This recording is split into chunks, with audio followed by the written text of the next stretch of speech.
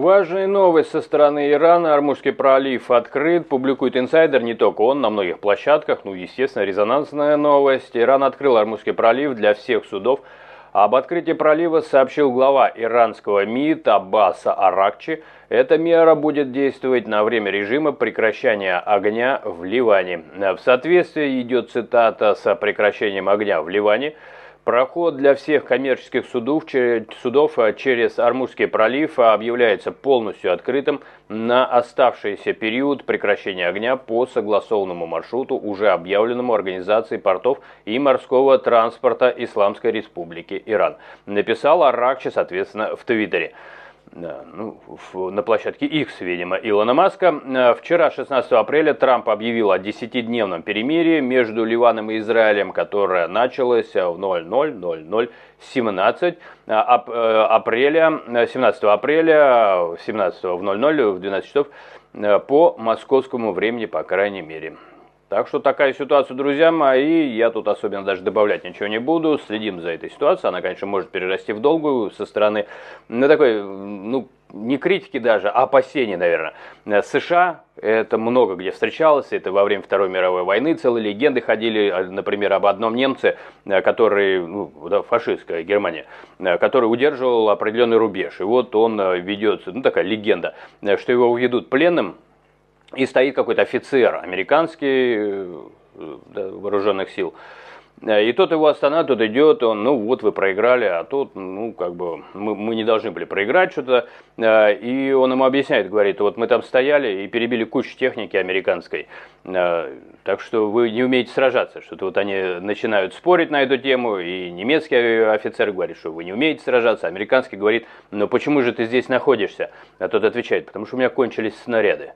Такая легенда. В чем ее суть? В том, что американцы действуют очень шаблонно. Какие-то быстрые операции, спланированные заранее, у них для этого просто буквально махина, которая очень хорошо отработана, очень хорошо финансируется. И вот службы, которые могут что-то сделать очень быстро, это как накачанный человек, как культурист.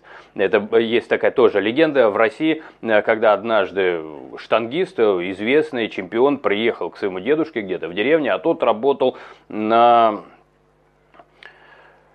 мельнице.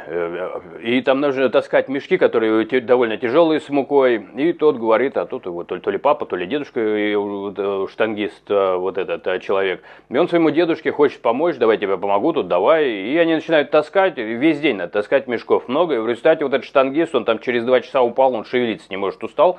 А дедушка вот такой худенький, он таскал весь день.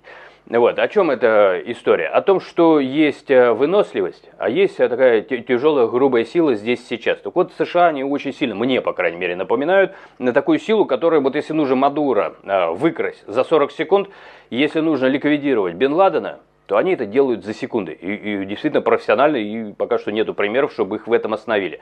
Но если они втягиваются в какую-то долгую ситуацию, если затянется с Ормузским проливом, с Ираном, затянется в долгую, США начнут терять, скорее всего, вот на мой взгляд, потому что они быстрой такой смены формата, умения ориентироваться в ситуации, у них это нет. Как-то вот, на мой взгляд, опять же, не хочу никого обидеть, таких наработок нет, потому что, может быть, не востребовано. Давайте Вьетнамскую войну вспомним, да много чего можно вспомнить, когда если переходит в затяжной конфликт, то как-то к этому не готовы, на это не рассчитано, появляются новые проблемы, люди начинают возмущаться, потому что гибнут вооруженные силы, то есть солдаты американские, а в Америке это не Россия, там не запрещена информация о том, сколько погибло.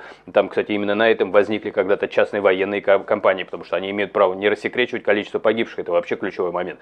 Вот в России такого нет ключевого момента, а в Соединенных Штатах есть такой ключевой момент, там люди переживают из-за своих сограждан. Один погибнет, там демонстрации тысячные.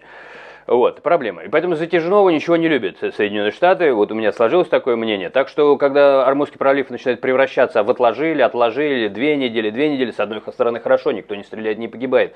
Но, на мой взгляд, в этом случае участие Соединенных Штатов Америки постепенно превращается в больше такое номинальное. Потому что Иран-то что-то придумал. КСИР, это такая система, которая умеет в долгую, я думаю. И поэтому здесь они договорятся. Это давайте вспомним Карфагенскую войну. Так мы же долго что-то вспоминать, так меня понесет. Да, когда тоже начали переводить на долгую, когда Ганнибал уже победил Рим, он стоял у ворот. Его начали переводить на долгую, понимаете? Вот, там, договоримся, переговоримся, в результате Карфаген вырезали в ноль. Грубый пример, но тем не менее давайте его тоже не забывать. Так что, не знаю, в любом случае, да, с одной стороны, это, конечно, прекрасно, что когда корабли пошли, сейчас с нефтью будет получше, но чем мы за это заплатим завтра? Вот в чем вопрос. Увидимся.